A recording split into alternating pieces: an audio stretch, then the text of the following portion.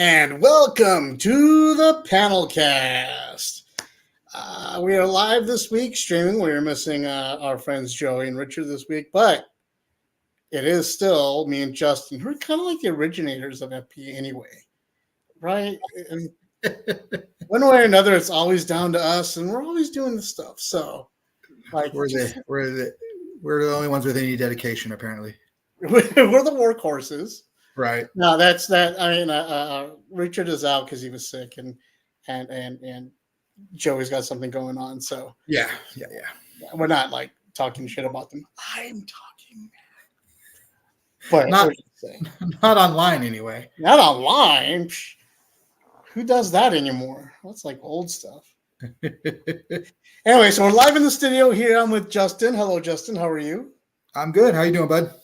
I'm doing all right. My arm itches really badly, but otherwise I'm doing really fine. For those of you who got to see the video of last week, there's the new tattoo right there. It's Cthulhu upside down. So it's pretty good, but it's on the scabbing part where the skull is. Right. It's like heavy scab, but that's because it's the elbow bend. The flexy part, yeah. So it's gonna be a while before that completes, but everything else is great. It's fine. Yeah, I can't wait to see it in person. Aaron Funk, I'm telling you guys, if you have a chance, Aaron Funk Tattoos, hit the man up. He does beautiful and amazing work, and he's great. He's just great. This is my 5th tattoo off of him. I can't complain. So in this week's episode, Justin and I are going to be talking about some of the book series that we grew up with that are our favorites, novels and what have you, that got us through some of the tough times in our lives, or maybe even influenced us a little bit behind what we're working on now, or what have you, just whatever novels out there that just got you and hung on to you, whether you could financially like it or not. So, Justin, why don't you take us off on that? Well, actually, how about real quick before we go too far, Justin, Hellboy the Crooked Man, the trailer came out this week. We've all been excited for this. We've all been waiting for this truly to come out, and we finally got it this week. And so, Justin, I'd like your opinion on it. I don't know. The trailer didn't look great. I mean, I'm obviously going to see it, so I'm kind of waiting to pass judgment until I see the whole thing. But it kind of looked a little cheesy. But I like the idea that they're doing a smaller story, Right. I think that would be a good direction for Hellboy, is to do more smaller stories, more like episodic things, because there's so many good stories. Like even like an anthology or something would be great. It'd almost be like a better TV show. I mean, let's face it, all of Hellboy's stories are great, and I'd love to see all of them. So, yeah, I mean, would it really feasibly? I'd love to see it as some sort of TV series, but we've always discussed that, right? I'd just like to see everything, everything on a TV series well done. Right. Now, there's currently a House of the Dragon that's been out. Have you been watching that? What's that? House of the Oh, yeah, I've been watching House of the Dragon. Yeah. And how do you like it as I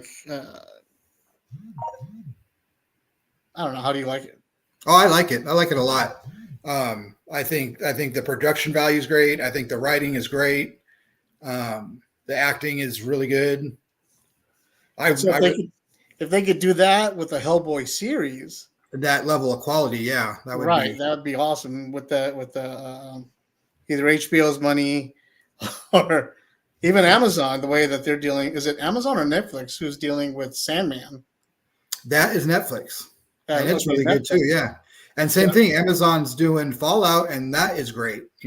Fallout is great too, but Fallout is a video game. I'm thinking more of of comic adaptation.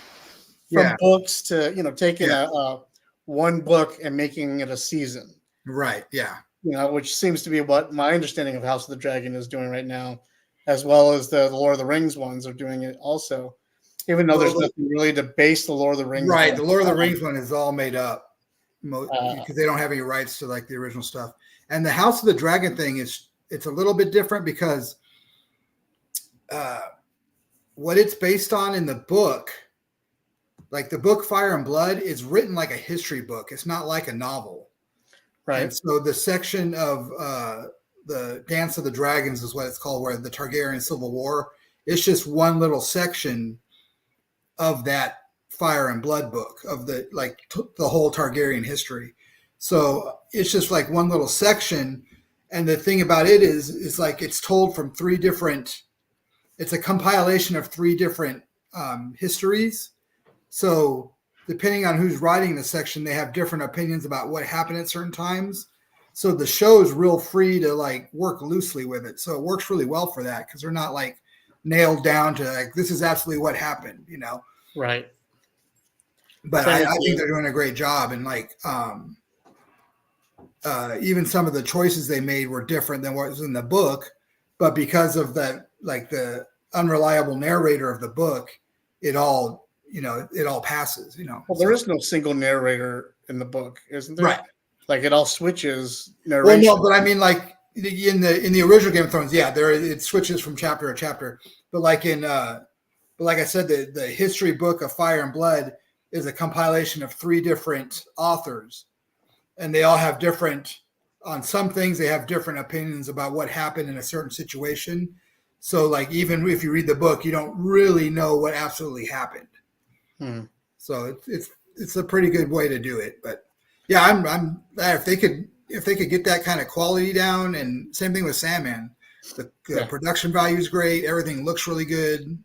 The acting is great. And yeah, I mean, I'm gonna go see the movie. I was, we went and saw, the David Harbour one, and we were both very pleasantly surprised. I thought it was great. I loved it.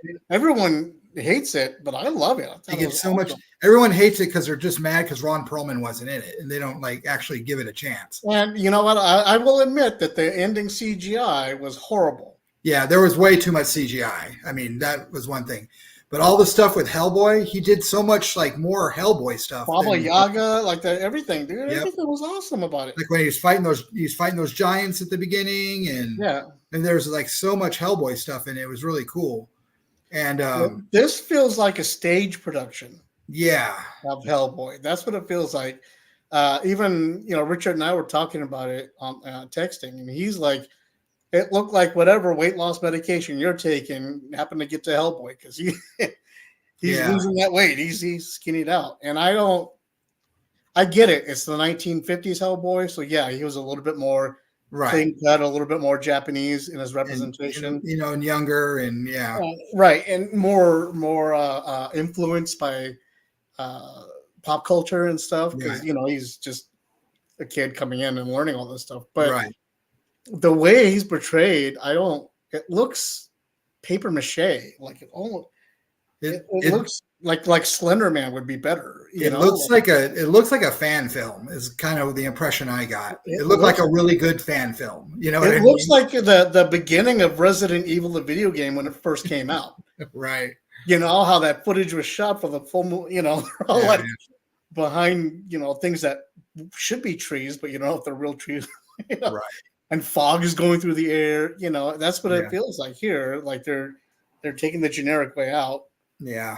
So I don't know. Like I said, I probably won't watch any more trailers. I generally just watch the first trailer of something when it comes out. Right. So I'll watch it when it comes out for sure. But do you know how hard it has been for me as a fan of Deadpool and Wolverine to not watch any more trailers other than the first one that came out? Dude, I can't believe they've put out like 9 trailers. It's like crazy. And they keep telling us who's in the movie. I don't want to know who else is in the movie right now. I hate that. I want to go to the movie and see it. Like I liked Spider-Man No Way Home, but like how awesome would it have been if you didn't know like all those people were going to be in it? Right. It would have been amazing to sit down and watch that in real time. Oh shit! Like, there's Toby. There's Toby Maguire. I know. Well, there's Andrew Garfield. Oh yeah. And it's dumb. It's not like, oh, I wasn't going to go watch Spider-Man until I saw Tobey Maguire. Everybody's going to go see it. Same thing with Deadpool and Wolverine. It's all like you got to see is Deadpool and Wolverine. Everybody's going to go see it. You don't have to tell us. All you have to do is announce it. Right. Say, look, Ryan Reynolds and Hugh Jackman, Deadpool versus Wolverine. Boom, done.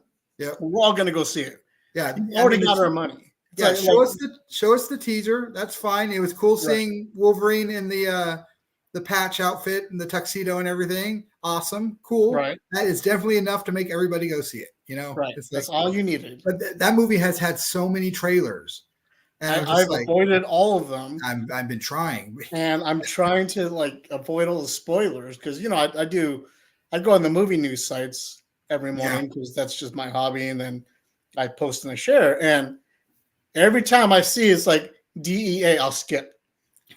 Like I don't care if it's an actual movie about the DEA. Right. If I think it might lead to a word that says Deadpool and Wolverine, I'm gone. I see a font that looks similar. Right. Like, I'm on. I don't care if it's a parody. I'm just moving on. Right. Like, I don't care if it's a meme. I still don't want to see it because I want to go into that movie theater and be surprised. They're so bad with the trailers now. I don't. The trailers are like 3 minutes long. It's like, why are you showing me so much? A lot of the trailers are done by Ryan Reynolds. Like him and Hugh Jackman are just having fun with it. Yeah. And I can understand that. That's cool. But stop ruining everything. Right. I mean, just go see the damn movie already. Right. Yeah, if it was just them, screwing around and having fun, that's cool. But stop showing me all the people that are in it. I don't want to know. If you're telling me that all the stuff they're filming and all the commercials that they're doing aren't in the film, like you have to watch these commercials that are separate from the film, I'm down. Right. I'm all over it. That's great. Yeah, that's awesome. That's actually awesome marketing. Right. Show me Deadpool just as Santa Claus telling a story to all these kids about Wolverine and Deadpool and all that. That would be awesome. You know what I mean? Like it's 4th of July. Maybe Wolverine's like got a firecracker shoved up Deadpool's ass. He's launching him into space. He's like, "You want to see more of these antics? Come see our movie." Yeah, you know what I mean? Something like that. But I don't want to see any more spoilers. I'm tired of it. You're ruining the entire movie for me, and I haven't seen it yet. You're worse than Star Wars. At this point, you're worse than Star Wars fans, which is right. And so, like you said, with Hellboy, The Crooked Man, I don't think I'm gonna.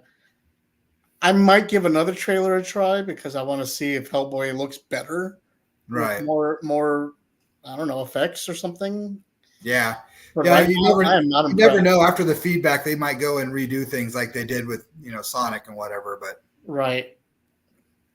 But I don't know. Again, we don't know the whole picture yet. We could be just angry for nothing, and this could be the best Hellboy movie we ever saw in our life. It's possible. Yeah, Selma Blair can make a cameo somewhere or something wrong. You know what I mean? Like, but yeah. See, so, that's another thing. As bad as the CG was in the David Harbour Hellboy, I will take the bad CG over the stupid love triangle any day of the week. Oh, any day. Oh, I hated that so much. It was such a waste of time. They must have wasted like 20 or 30 minutes of film time on that crap when he could have been fighting other monsters. It's like that was. Whenever you see Ron Perlman or anybody bitching about the makeup process they had to go through for that, it could have been shorter if you cut out the love triangle. Right. So dumb. Yeah, it was really bad. But anyway. So, Hellboy.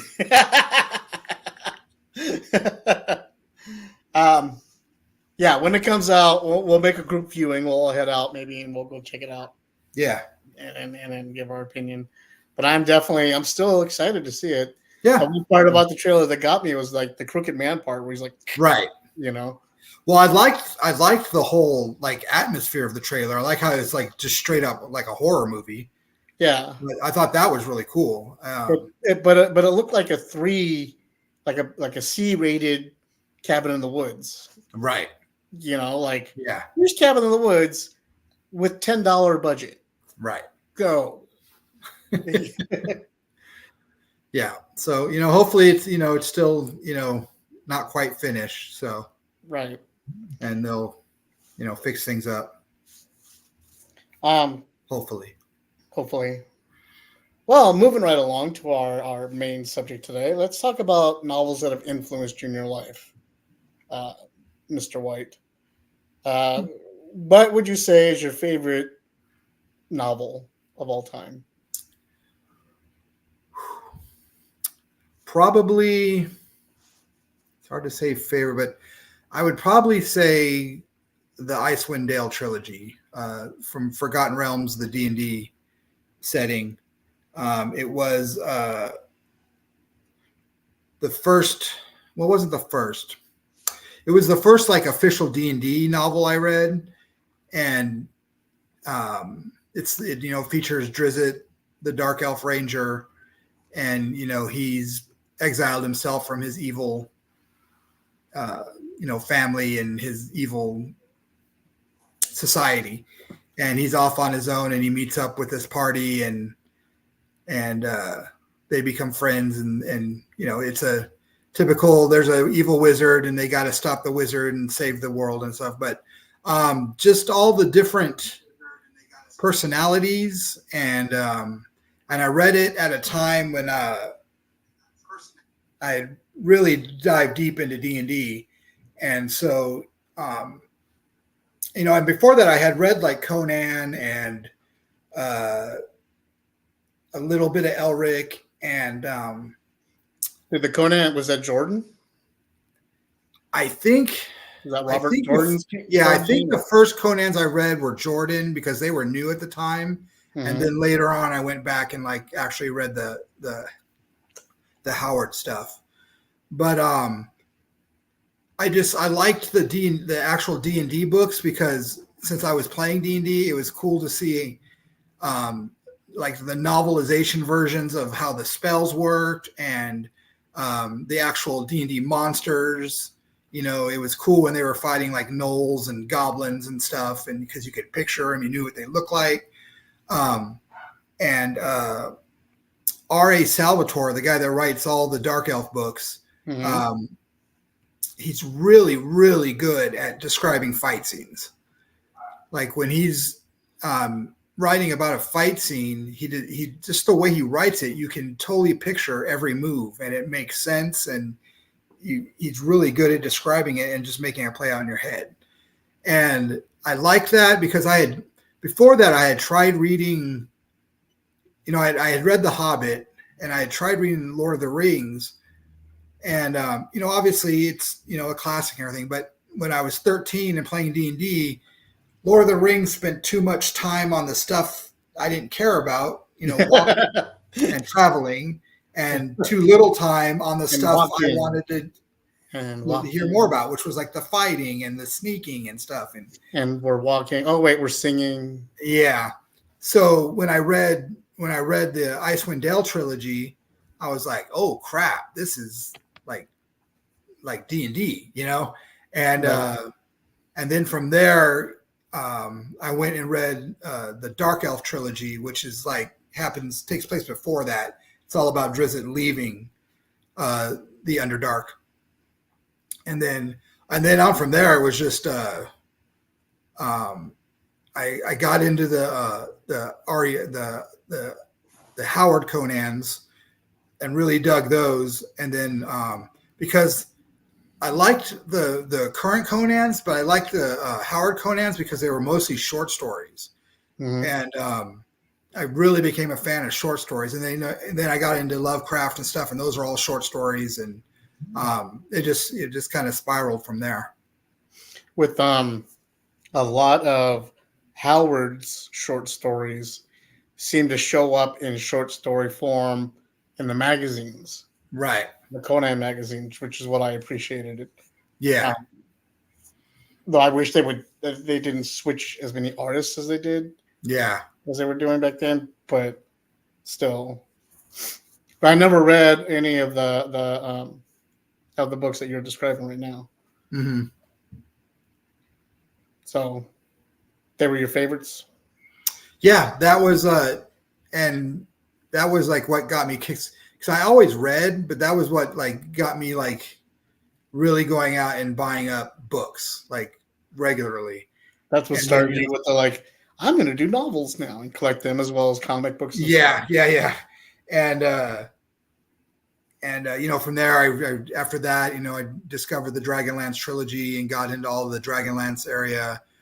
And then in the 80s, after I saw Hellraiser, and I was like, holy crap, what is this all about? And you went And to the Clive Barker side. yeah, and then I discovered it was written and directed, by the author of the book. So I went and I found the Hellbound Heart, and I was just like, holy crap. And then I fell in love with Clive Barker.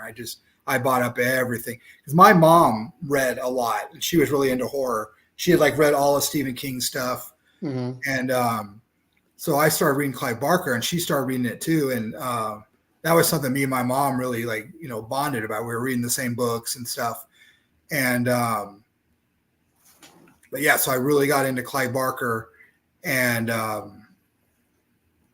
yeah, and it's just been going on from there. And then now, now I've got an Audible subscription, so I listen to a lot of books, and that's been great, because I just really don't have time to sit down and like read a novel anymore. So I can, I read, I listen to books while I'm, making dinner, or Right. while I'm, getting ready for work in the morning, or if I got to drive, and I'm by myself, I'll listen to it. And so, yeah, so that's kind of where it started. What's your favorite genre of novel right now? Probably fantasy. I've been reading the Red Rising series, and the last book's going to come out next year, so it's going to be a 9-book series altogether. And I finished 7. I was waiting to read number 8 until right before number 9 comes out, so I can just kind of glide into it. But and it's sci-fi, but it's basically fantasy, because they still wear armor. It's power armor, and they but they still have swords. But they're energy swords, not like lightsabers, but they're like metal with like energy charged through them. And but it's really, really good, and it's really in depth. And this guy that writes it, I'll bring up his name, but he like Brown or something like that. Yeah, Pierce Brown or something. Yeah, something like that. Okay. He's got a gift for pacing, that so much stuff will happen in these books, but it just flows really good, and you're never lost, and you know who everybody is, and his pacing is just really, really good. I was really impressed with how it all flowed really easily, and everything made sense, and so much stuff happened. And like when I read the synopsis of the first book, I was like, okay, this and this and this is going to happen in this book. But everything that I thought was going to happen in that book happened like in the first 3 chapters.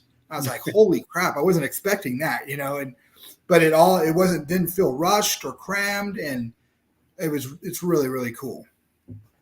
Nice. My nephew's been trying to get me into that series for a very long time, and I just haven't had a. Yeah, there was. I'm so bogged down with other book series that I read. Just trying to incorporate. I read like the first chapter, and it seemed to be a little bit more in depth than I was ready for at the time. Yeah.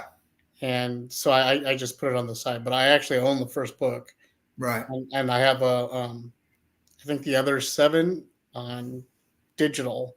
But I just, like I said, I've been trying to go easy thinking lately, right? Just to give my brain a break.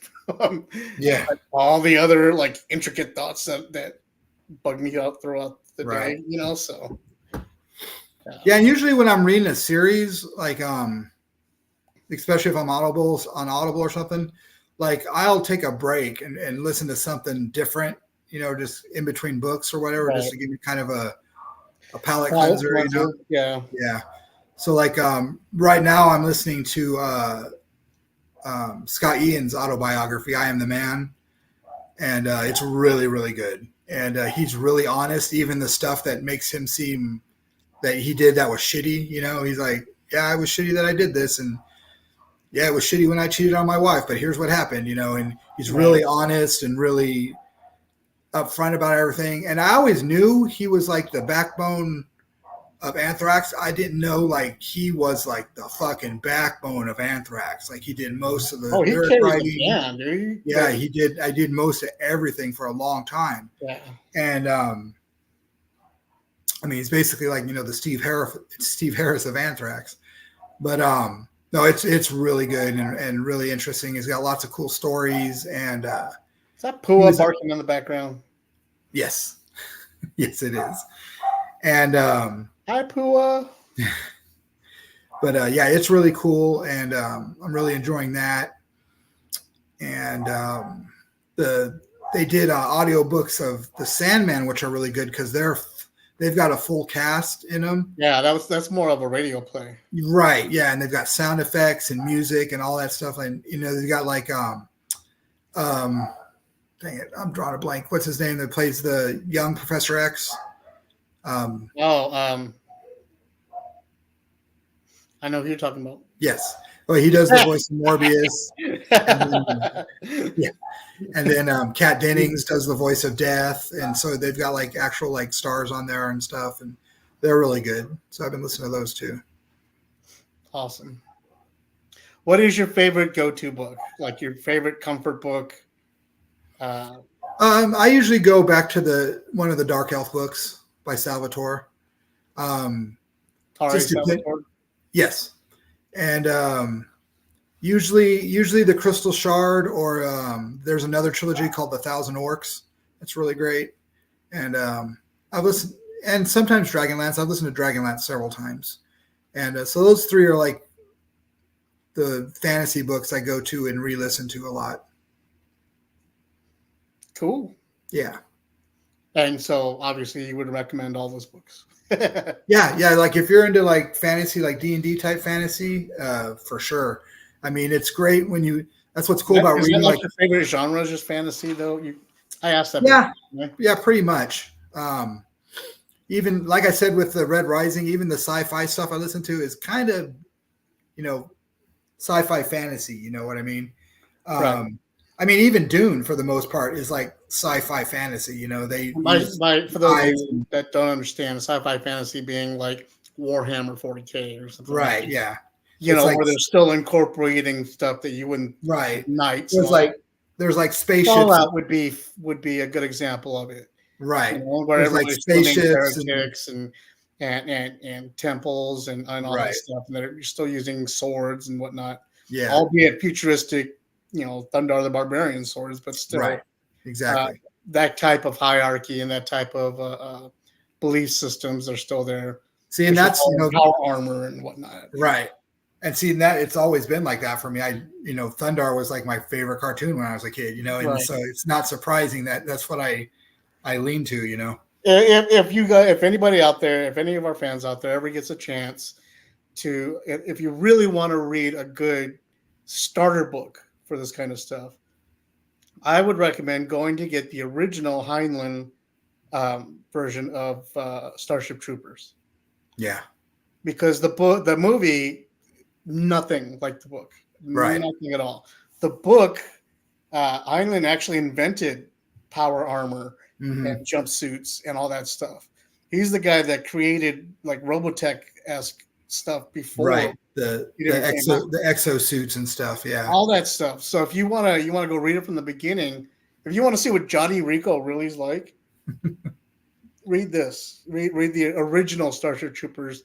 1953 it came out, and it was the first time any of that stuff had been discussed. And it's still, in my opinion, one of the it's like Asimov's 3 rules.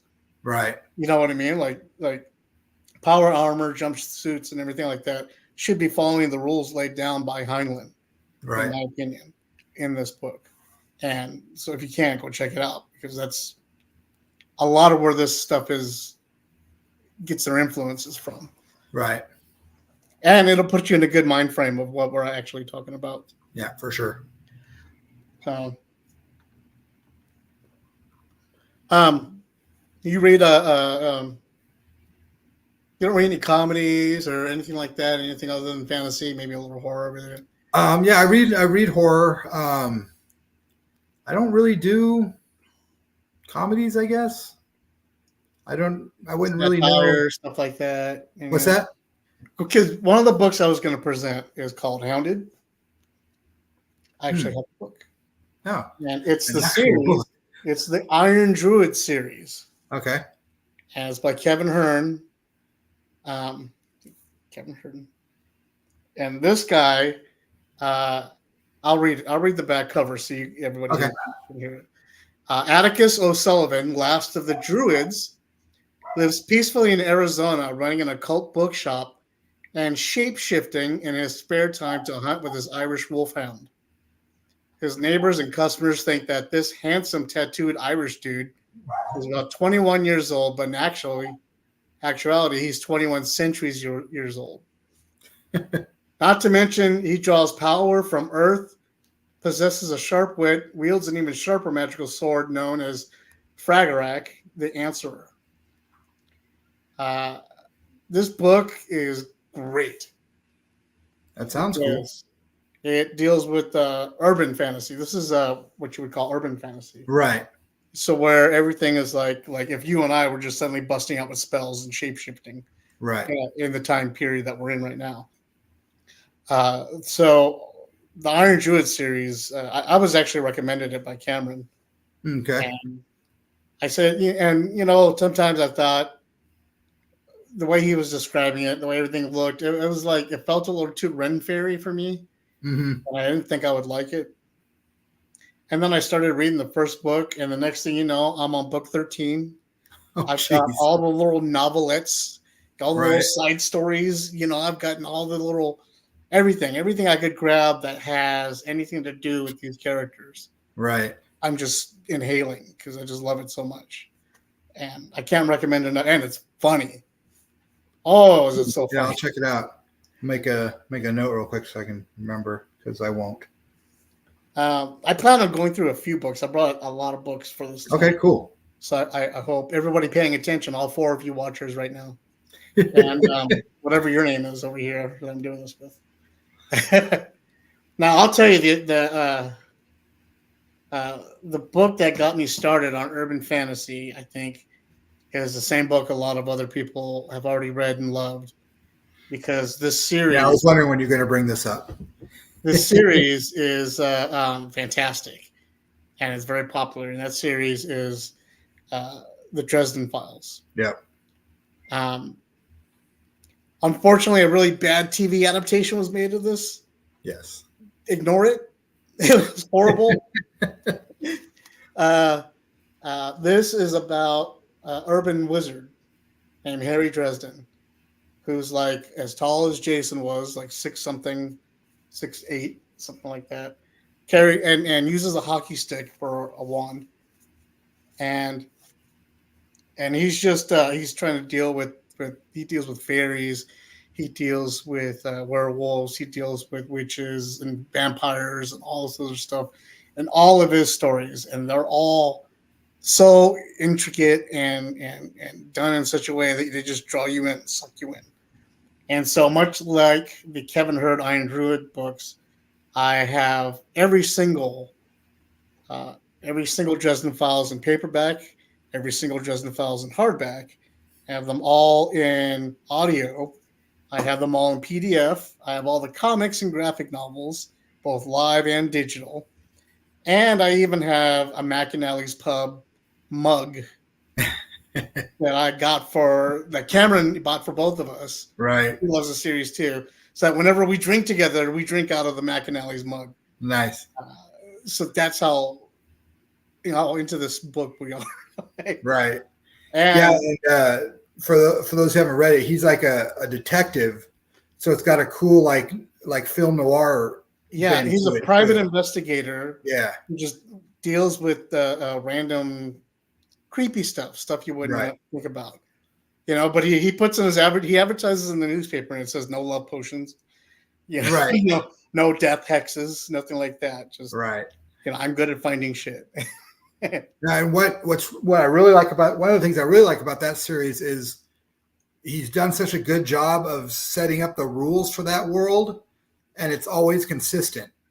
Right. Like from book to book, like yeah, it's all supernatural, but the rules of that supernatural world are consistent from book to book.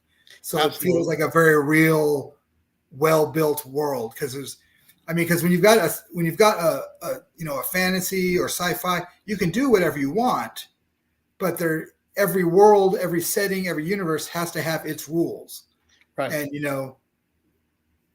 if you start breaking those rules, then your whole thing just falls apart. Well, your whole consistency just falls Right. apart. We're no longer in canon, as we call it nowadays in comic. Yeah. It varies so far off. You end up like Star Wars, where you have like, what was the last movie? The Force got cloned and tripped over itself. Right. That one, where they got so far out of their comfort zone, they were like, okay, what do we do now? Fuck it, we're cloning. That's what we're doing. I love the last Star Wars movie. Don't get me wrong, but that flaw in it is a very big flaw.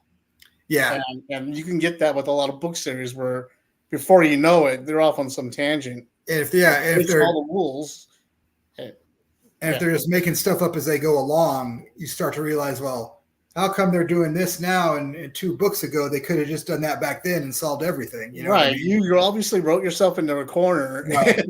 And you're trying to write down whatever it is you're watching on TV while you're writing and adapt that into your book. Right. Yeah. So, but Stormfront, the Dresden Files, please pick it up. At least pick up book 1, anybody, because I'm always looking for somebody to talk to about it. My wife is fanatical about the series. We both go to opening release parties. We go to the midnight release parties for these books. Right. All that. We're just all over it. Now, another series I just got into, which is much like this one, the Dresden Files and Hounded, is called the Faust, Daniel Faust series by Craig Schiffer or Schaefer. This is the first book, Long Way Down. Mm-hmm. Again, I have all the side stories. Right.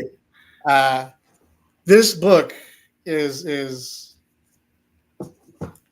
so the guy is a magician in Vegas that works for bookies and the mob. And what he does is he helps them collect people that owe them money. Uh-huh. And like a muscle man, but he's also a magician. So, his services are out to rent as far as like bodyguards and all this stuff. And he goes the gambit route a little bit because he curses a deck of cards and they like defend him and he throws them sometimes and stuff. Okay. But this guy's more anti-hero, and where everybody else is like 1,000-year-old knight from back in yore that have aged up here somehow and still carries that for honor type of thing. Uh-huh. This guy works for the mob. He helps in mob hits and kill people. And stuff goes down, which has him trying to take over power in Vegas while he's dealing with this. And it's all on the supernatural side. So this book series, there's like 8 books in this series. And then it starts on a new series called the Harmony Black series. And that's an offshoot of the CIA that sometimes run into Daniel Faust, and then they'll have magical adventures together. Oh, okay. Because she's CIA, FBI, and he's a mobster. Right. But sometimes, they got to work together to and stuff. So anyway, the Harmony Black series goes on for about 5 books, and they keep running in and out of the Daniel Faust series. And then comes another book called another book series called We Own the Night, and that's a trilogy. And that deals with both of these 2 main characters together with another main character who is the narrator of the entire universe. Her job is to write. She's like the watcher, but she takes notes. Okay. And there's all these people with her that try to find other story people of that story. Like she's the narrator. They need to find the protagonist. They need to figure out who the antagonist is. They need to figure out who, all these little jobs that you would see in a novel, those characters' roles. They're trying to find those characters Mm-hmm. so that they can figure out what the rest of the story is. And it turns out, without giving too much away, that they end up going into a multiverse. Right. And one of them has like space jumpsuits uh, that they use to escape from sandworms on this Arrakis type planet that Right. also has like metropolises all over the place. And Yeah. that's just one of the worlds. That's what's in this trilogy. And all these books all tied together into one big universe. That's And I'm crazy. on like book 19. And I can't stop reading them. They're easy Right. reads, but they're so good and they're so cool that it just draws you in and it grabs. See, I just pop my knuckles, just draws you in and grabs you, and I just can't put them down. Right on. And they're Amazon books, so that means you can go if you have Amazon Unlimited, you can read them for free, Right. and which is great. Which is how I discovered them because I was looking up something Dresden Files related, and I found this series, Right. and I've read them all and loved them, so I just went ahead and bought them. Because I like to buy books and lend them out to people to get them to read. You see my bookshelf, just Right. Right. Right. you know. So yeah, that's another book series I highly recommend. Um, Now, if you want to talk my favorite book of all time, that's going to disappoint some people because it is The Long Walk by Richard Bachman, which was Stephen King's pseudonym back in the day. Yeah, it's a good name. Yeah. And I'm excited because they're finally making it into a film. I just don't know how it's going to carry over. Yeah. Have you read The Long Walk? No. So The Long Walk is it's in the future. It's set in the time period where Running Man is happening. Okay. So if you remember Running Man and Stephen Yeah. King and the movie, all that stuff. So the world is into some really messed up suicide game type games. Right. Like Run for Your Life is literally Run for Your Life, and then you get chewed up by all these soldiers. So the Long Mile is you get a group of kids, 300 kids, all come together, and they walk. And you can't walk under 5 miles an hour. You walk until there's no one else walking. If you fall out, you have 3 chances to get up. And you can walk those fouls off. After a couple of hours, they'll fall off, and then you drop down to 0 again. But if you get up to 3, you're pulled off to the side and you're shot and killed. And then the walk continues. And it continues until the last man is walking. Mm-hmm. And it's the way it's not horror in the way that you're used to with monsters and all this stuff. Right. That's what I like about Stephen King. He writes about different types of horrors and different types of situations that you wouldn't even think of being horror. Like Shawshank Redemption is not a scary movie unless you're Tim Robbins. Right. Yeah. If you're his character in the movie who was innocent and had to live through all that crap, that's horror for you. And that's why I like Stephen King a lot of times, because he doesn't just dabble in the monsters, And so that's what this book is, because he's not dabbling in the monsters. He's dabbling in the horror of society, where we're going to have to be. And whoever wins that race gets whatever they want.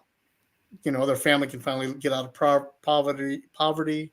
They can become citizens. They can do this. They can vote. Whatever they want. And so that's what this book is about, and explores all the personal relationships between the different kids that are walking on that road and until they die. And they're just sitting there walking and walking until they die. And it's rough. But it is my favorite book of all time. Right on. It's also my go-to. Like if I'm having a bad day, I'll go to that, or I'll go to this. Anonymous Rex by Alex Garcia. I haven't read that one. This is part of a trilogy. I'm all full of book reports today, dude. Can you tell I was excited to do this show? Right. I actually have books. Anonymous Rex is a book by Eric Garcia. Eric Garcia, he put out a bunch of books a little while ago that have become movies, like Matchstick Men, Repo Men. there was another one. I can't remember what the other name of the other one was. And this was another book he had come out with. Sci-Fi put out a movie based on it, and it was horrible. Yeah. Horrible. So Anonymous Rex is a story that I think you would love, Justin, honestly. And it asks the question, what if instead of the dinosaurs going extinct, they just evolved into humanoid type creatures. Mm-hmm. But so it's like, a brontosaurus turns out to be the big buff dumb guy that you always see. Right. T-Rex is always that dude at the biker bar that you always see. Right. So the humanity is still happening in the world. So they wear human costumes to hide in, so they pretend like they're humans and not scare anybody, and go out into the world and exist. So Anonymous Rex is about this character. God, what's his name? It's gonna drive me crazy. Vincent Rubio. He is a velociraptor. Raptor. He is a velociraptor that is also a Sam Spade type private detective. Okay. Where he wears like the hat and the long jacket everywhere he goes, and his costume makes him look almost Sam Spady, where he's almost like black and white in itself, right. Not really. And the way that dinosaurs get drunk or get high is they eat herbs, like oregano and spinach and all that stuff, And this book, I'd say about 2 or 3 chapters in, you're so used to the dinosaur talk and everything that he's talking about as far as that goes that you start to ignore it. It becomes part of the background, and then you get into the murder mystery that's happening in the story. Mm-hmm. And every now and then it reminds you, he's like, damn, this cuff came off and I got to my talon popped out. I got to put my talon back in. Right. Or he hops upon this sex ring that's full of hadrosaurs, out of human costume, and he's like busting them, If a dinosaur dies, they put him in a vat of dip to dissolve all the bones and everything, so that some scientist doesn't freak out and find a velociraptor claw the size of a human hand out here. You know what I mean? Yeah. And it's great. And it has the little humor in it too. That little jabbing snide humor in there that like makes you laugh out loud every now and then. You're just like, oh, oops. I mean, going in some coffee shops when I was reading it, I'm just laughing. Right.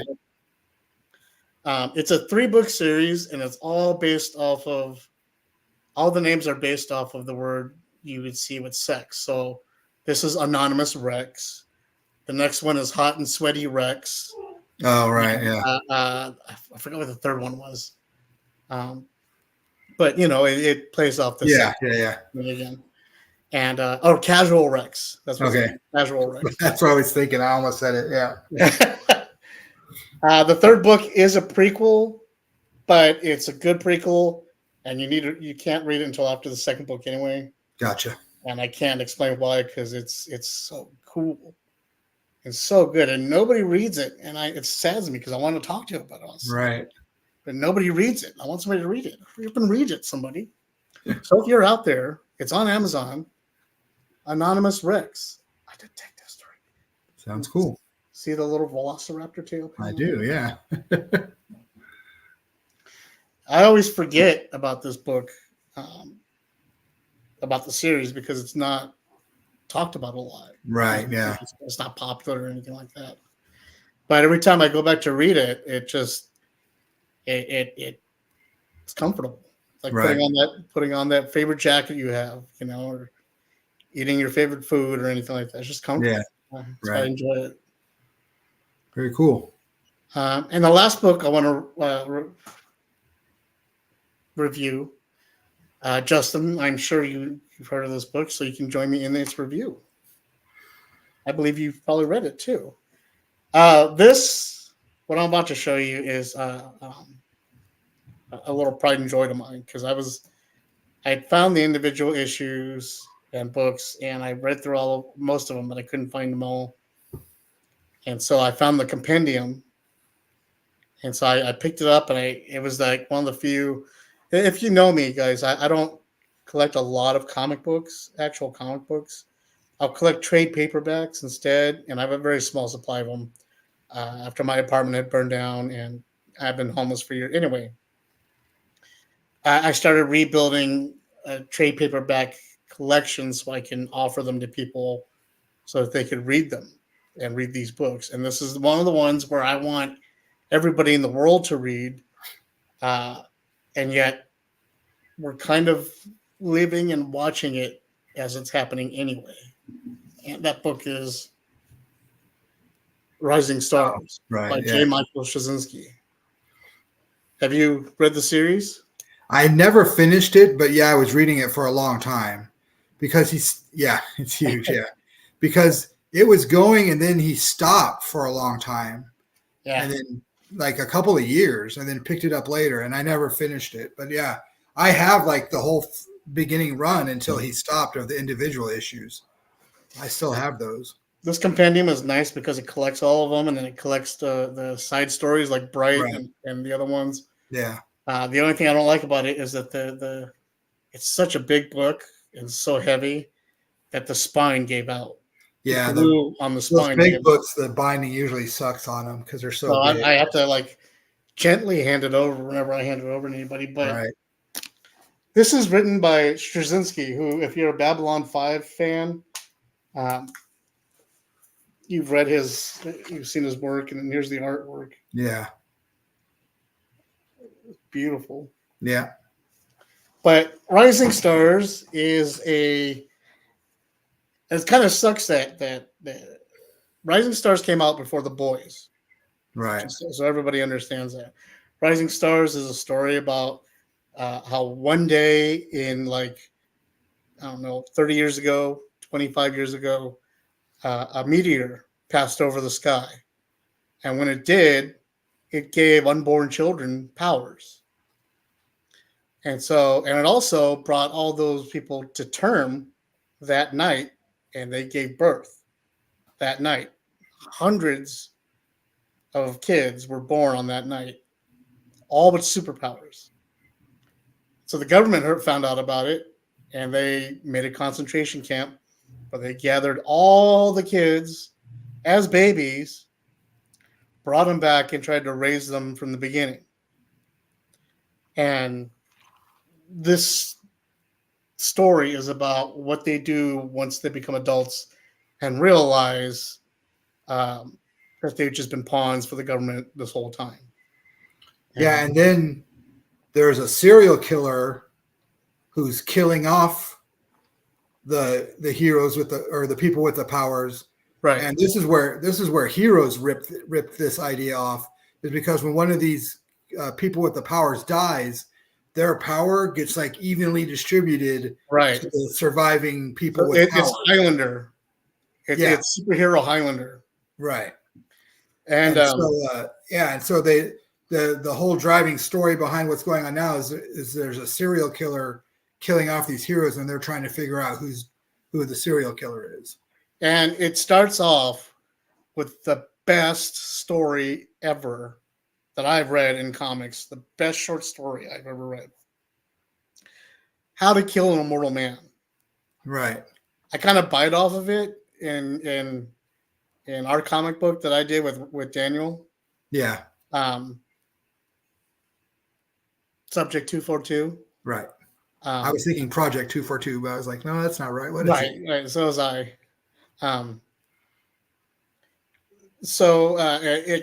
It borrows off of all, but I don't even remember where I was going to. But, the first story. The first story. So they have this guy who's immortal. He can't be hurt. He can't be killed, but he also can't feel anything because of it. And so his inside emotions are all boiled up and all messed up.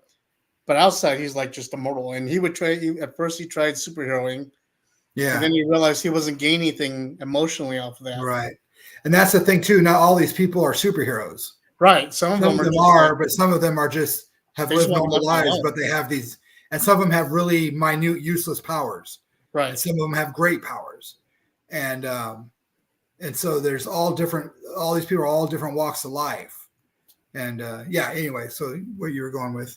Oh, I was just saying, like after a while, he gets tired of being a hero. He just sits at home and eats all day because eating is the only time he can feel something. Because it's And then they, inside. It's not huh? because it's inside, and Right. It's he inside. He can't. can feel that. Nothing that touches him, he can't feel it. Yeah. It's the only joy he can get. And so the killer that's going on through the book finds a way to kill him. And it poses a lot of good questions because it takes different angles of how you can do it. You Mm-hmm. can't do this, you can't do this, and it goes into in depth about not just who he was as a person, but his mental capabilities, what it did to him, how badly it fucked up his head so bad Yeah. that he couldn't even love anything. He couldn't even taste anything. It was just the feeling of food entering his body is the only thing that gave him any kind of pleasure or joy or feeling whatsoever. So investigating into that, Straczynski does a great job of doing that. And the art behind it, like I said, is gorgeous. So if you get a chance, it's put out by Top Cow. It ended a very long time ago. Yeah. When did the book come out? It was like late '90s, I think. I don't know. Printed in China, so who knows? Uh, 2008. Really? Really? I thought it Well, was. that's when the compendium came out. Oh, okay, that makes sense. Yeah. So anyway, those are all the books I wanted to talk about. Yeah, those there's some good ones there. You have anything interesting you wanted to add, or Uh no, not really. I mean, talked about what I grew up reading and what I'm reading now, and what are you as a dad getting your kid into? um we really got into after the Hilda cartoon came out. We found out it was a comic, so we got her all the Hilda books, and we've been reading those. Um, I we every Sunday we take turns reading a book to her, and I've been reading her The Hobbit. So we're like in the middle of that right now, Nice. and I've read her two of the because there's two Mouse Guard books that are anthology stories, Right. and we sat down and read the two Mouse Guard anthology books together. So yeah, What are she you gets hoping? Are you hoping that she's going to read this like the same stuff you are? um that would be cool. I just hope she like keeps getting into reading. I hope she finds like her Dark Elf trilogy. This like something that makes her excited, and if she finds something that she's excited about, I'll read it. Just to talk to her about it. And Right. so, but yeah, I don't care what she reads as long as she just keeps reading. She likes animals, so anything like she really like the Mouse Guard stuff because she likes like anthropomorphic like Yeah. animal characters, And and Mouseguard is so secret of Nim. oh yeah, for sure. Yeah, and yeah, it's such a great series too. Yeah, she likes all the Roald Dahl books. She's got a whole big set of those. And her favorite book is like this book called Dragonfire, and it's about dragons, but like all the characters are just dragons. Mm-hmm. Like there's no humans at all in this world. It's all just a world of dragons, and they talk and they have all their drama and their romances and stuff. And they make novels and graphic novels. And so she reads both. She likes the books and the graphic novels. So that's her favorite thing right now, which is cool. When my son was young, he was as voracious of a reader as I am. And so every time he'd come down for a visit, he'd just be like, "Dad, what can I read one of your books?" Right. And I would just feed him all my books, all the novels and everything I gave him. He loved the horror ones. He loved the urban fantasy one. He loved them all. And so it was really cool as he was growing up to be able to talk to him about these books. Uh-huh. All these series and stuff I liked. But eventually he grew out of books and it was all video games. Right. While I am doing my best with Kratos to destroy Valhalla right now, There's a lot of games he was playing that I wasn't playing that we just couldn't get into together. Right. We tried to play Call of Duty together, and I found that I just didn't feel comfortable hearing my son say some of those words, and B, I become the protective father. Like, don't you say that to my boy! I will reach through this microphone and kick your ass, 5-year-old. I don't I'll care. take my sniper rifle and Right? I'm a Kevin Smith your ass. Don't make me do it. right. And so, but we would always come back to books and movies and stuff. So that was always a cool thing that we had to share. So,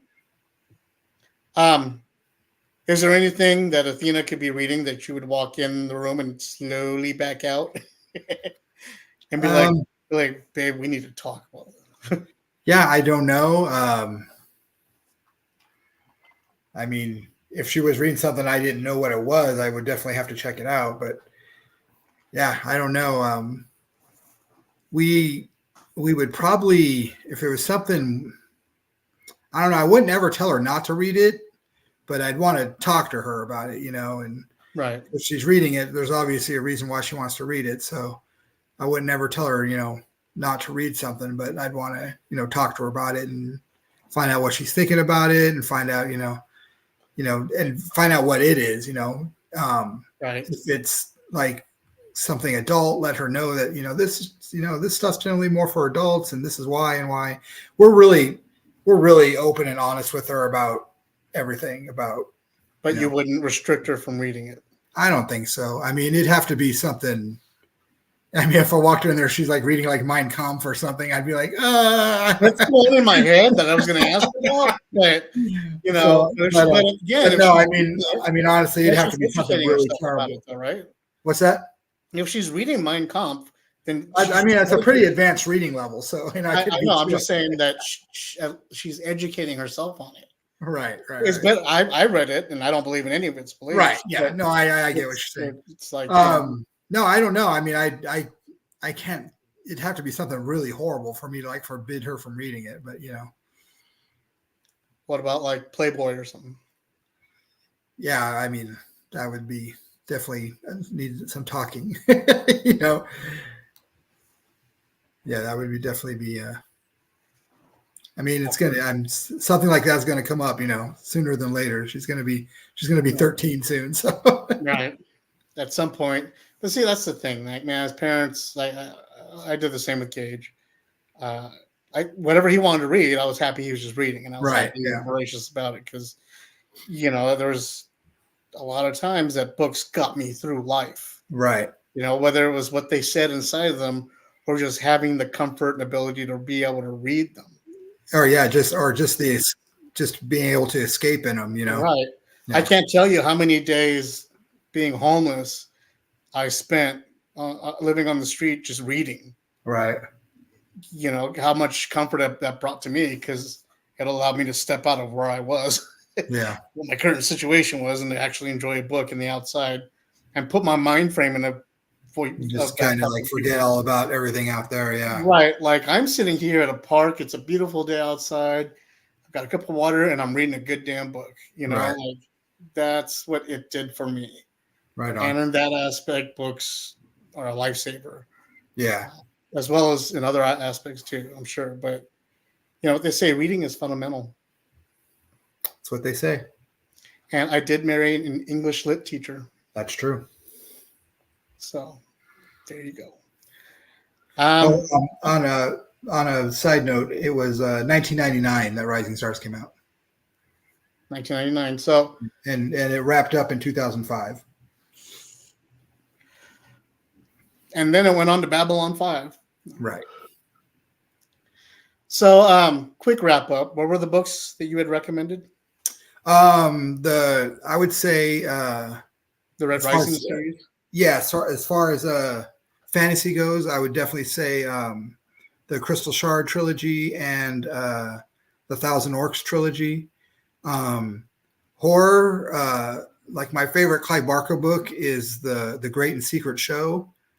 It's really good, and I also like the Damnation Game is a really good one. And as far as what I'm reading right now, like I said, if you're into like metal at all, the Scott Ian autobiography is great, and I'm reading the Red Rising series. Like I said, the ninth and final book comes out next year, so it's going to be all done and completed next year. So I'm just waiting to read the 8th book right before the 9th book comes out. Awesome. And then once you're done, you'll come and tell us all what it's about. And Give then you a 9 book report. That's right. And then we'll spoil it for my nephew who hadn't been reading it by then, and ruin it for all of those fans. Right.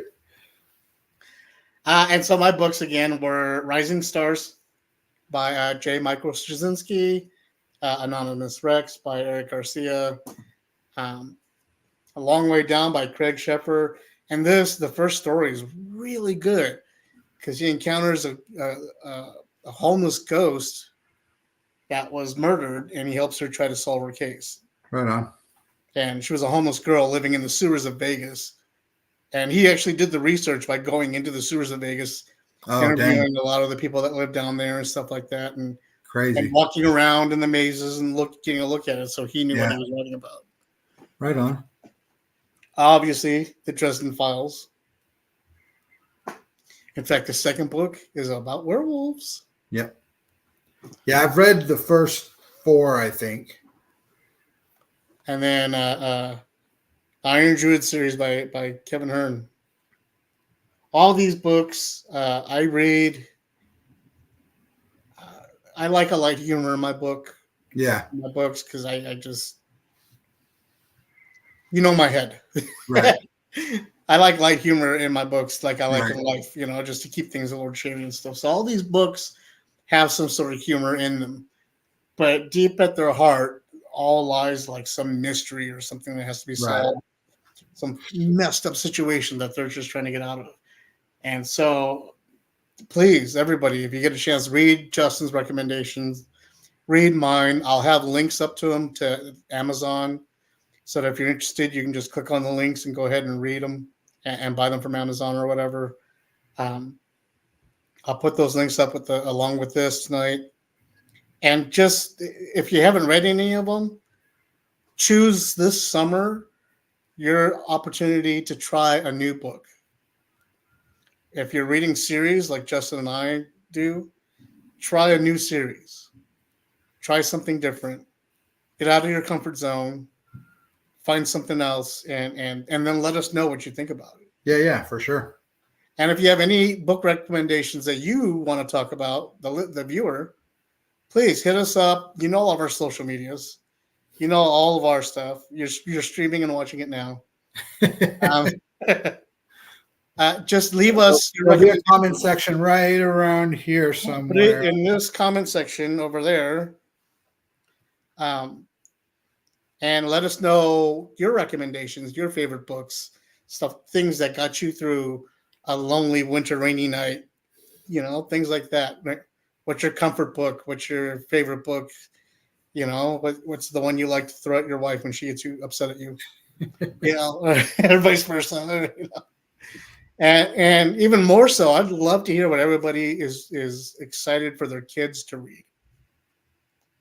A lot of these series I enjoy because I know that my son Gage read them or will read them at some point, and I know he'll love them, and that makes me feel like I'm handing something down, but also able to discuss something more with them, and seeing their faces light up at the same place as your face lights up is a special feeling. That's pretty awesome. Believe me. So yeah, thank you everybody for tuning in this week. I know it's just me and Justin can get a little long-winded doing all the talking in this episode like he does. Please remember to visit us at all of the websites. We're on X, we're on Facebook, we're on YouTube, we're on Instagram, we're even on that other one. And a couple of those ones, and I can't remember what else. Over there. I'm on WhatsApp, all that stuff. Yeah. So thank you guys for tuning in tonight. Thank you, Justin, for joining me. Thank you, buddy. And everybody else, please leave comments. Let us know what you thought. And we can address them here on the next episode. All right, guys. See you later. Bye, guys.